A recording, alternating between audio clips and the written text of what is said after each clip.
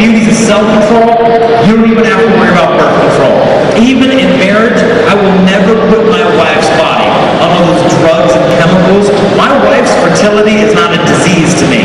She doesn't need drugs because she's a fertile woman. What she needs is just to be understood with the fertility of a woman. And so with all the birth control for you girls, they don't tell you girls the truth. That reproductive health bill they're trying to push through your government, you have any idea what that's going to bring to the young people in the community? You know what they tell you in the Philippines? The government will say to you, based on what the United States is telling them, well, hey, how about this? Why don't you give a bunch of birth control to poor people? And that way, it'll get rid of poverty because you won't have as many children. I'll tell you right now, the solution to poverty is not to reduce the number of innocent poor children. The solution to poverty is to reduce the number of corrupt, rich politicians. That's the solution. Right? Children. Filipino children are not the cause of poverty. They are the wealth of your country. They are the heritage. They are the future of your country. And if you get rid of them, think of the poor families, the poorest of the poor. You contracept all their kids away, who will take care of the parents when the parents grow old? The children that were supposed to have been there. Those are the ones who take care of the parents. As the parents gave their life for their children, the children as they grow up give their lives for the adults. And when you take the children out of the puzzle, the poverty gets worse. And what happens is the side effects of the birth control. On top of this, breast cancer. Birth control pills increase a woman's risk of breast cancer. I'm not making this up. This is the World Health Organization. This is the company that makes birth control pills, openly admitting it will increase a girl's risk of breast cancer. Okay, you want to give poor women breast cancer? Who is going to take care of their breast cancer screenings, the mammograms? Who's going to give them the chemotherapy? Who will afford that for them? Nobody. So they'll say to you, you know what? We're not going to give you the birth control pill. We'll give you something else. We'll give you Depo-Provera. It's an injection that keeps you from getting pregnant for a couple of months. And before they stick this needle into the women of the Philippines, I'll promise you this, they will not tell you this. The company that makes that drug is in America being sued for more than $700 million because it will thin out girls' bones. They have girls in America today, 20 years old, who have the bones of a 60-year-old woman in their body because they took Depo too many years as a teenager. And you know what they do in California? If you're a child molester or a rapist, you know what they do to you? They'll put your butt in prison where you belong. You know how they punish you when you're there? I love it. According to the California government website, sex offenders in California now may be punished by Depo-Provera treatment. And the prisoner shall continue getting injections till the treatment's no longer necessary. They inject child molesters with girls' birth control in California. Why? It reduces their desire for sex. But you know who they won't give it to now? Are the dogs.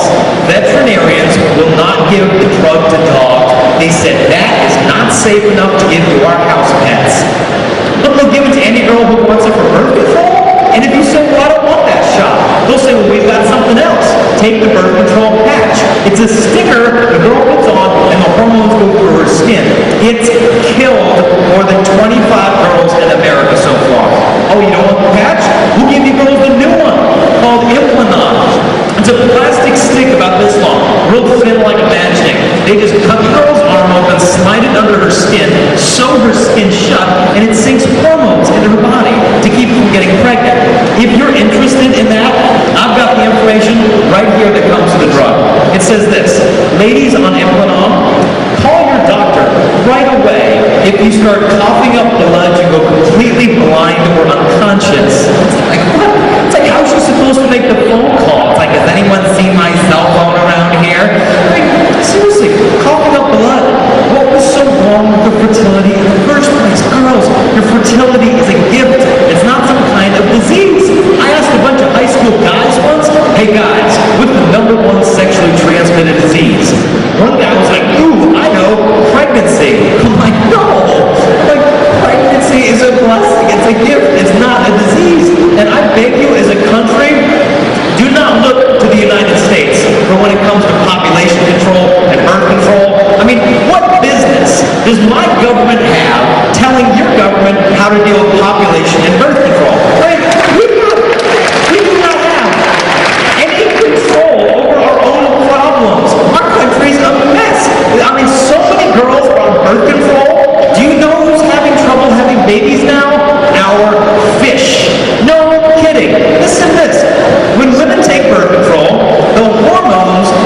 a woman goes to the bathroom, passed from her urine into the sewage.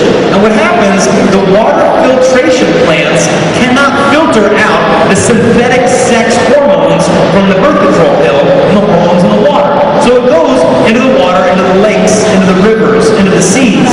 Now what we have in America, and I'm not making this up, are transgender fish, sterile fish, male fish with female reproductive parts. And they said the reason this is happening, all these fish are getting these birth control pill hormones in them, and it's messing them up. I mean, what are we going to give the fish now? Like Viagra for fish so they can deal with those problems? I mean, it's a disaster. And so it's like, what business do we have telling you to fix problems that we've only caused for ourselves? And so in America, you don't know this, but your country makes headlines in America. New York Times, newspaper, big article. Philippines, the low rate of AIDS is a puzzle. And what they said is in 1984, you guys had your very first case of HIV. Guess who had their first case the same year? Thailand. Within 3 years, you had about 100 cases of HIV. Thailand had about 100 cases of HIV. At this point, the government stepped in. In Thailand, they said, we will enforce a 100% condom policy. Everybody takes the condom. Everybody gets a free one. Pass them out like crazy. Filipino government said, no, thanks, but no thanks. We're going to stick with morality. We think that's a little bit more effective. Guess what happened? By the year 2005, the Thailand had about 600,000 cases of HIV in our country. The Philippines, same year, had 12,000. 50 times less. And what we're talking about here, these are not numbers. 600,000 is not a number. That's a coffin. That's a funeral. That's a widow. That's an orphan. What is at stake in here is the very future of your country. And so I beg you, do not look for us to show us the way to go. Show us the way to go. Teach America how to get out of this mess. We look to you. So, stand firm against this RH bill. I want you to petition. I want you to rally. I want you most of all to pray. Ask your mothers, your grandmothers to pray. I mean, nothing on earth is probably more powerful than the prayers of a Filipino grandma. I mean, seriously, if these Filipino grandmas wanted to pray that the sky would turn green, it would probably happen in 10 minutes. There is power in the intercession. And I promise you, God answers prayers. Did you know there was a bunch of nuns in New Zealand who wanted to do a Christmas play? So they said, hey, we want a Christmas play. And you know what? They said, we want a real thing. We want a baby Jesus. We want a real Mary. We want donkeys. We want cows. We want hay. They want to do the whole thing. Here's the problem. In New Zealand, there's barely any native land of mammals. There's no donkeys around. So one of the nuns said, I know what to do. Let's pray that St. Joseph would find us a donkey. Because he had to find a donkey for Jesus and Mary, so let's let him find us one. So the nuns started praying for their donkey. And a nun said, you know what we'll do? They said, all of you nuns, get out a pen and a piece of paper and draw a picture of a donkey. Put the picture under your pillow, so when you go to bed at night, you'll feel the paper and you'll pray for the donkey. You wake up, you'll feel the paper and you'll pray again for the donkey. So they began praying. A couple weeks go by, and a strange man shows up at the convent with a donkey. And he said, oh, I heard you guys wanted a donkey. And they're like, oh, thank you, St. Joseph. And they looked at the donkey. The donkey had no tail at all. Just a little stump. And they said, wow, that's weird. A donkey with no tail. Oh, that's okay. And then they looked at the pictures that they had drawn.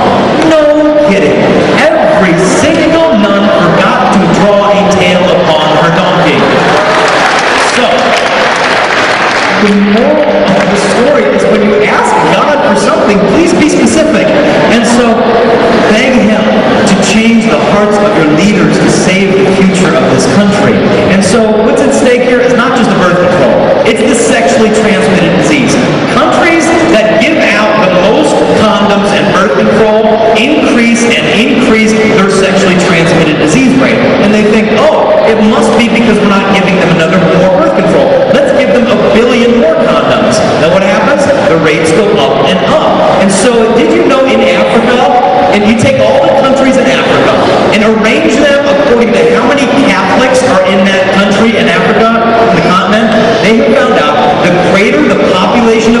Catholics in the country, the lower the rate of HIV.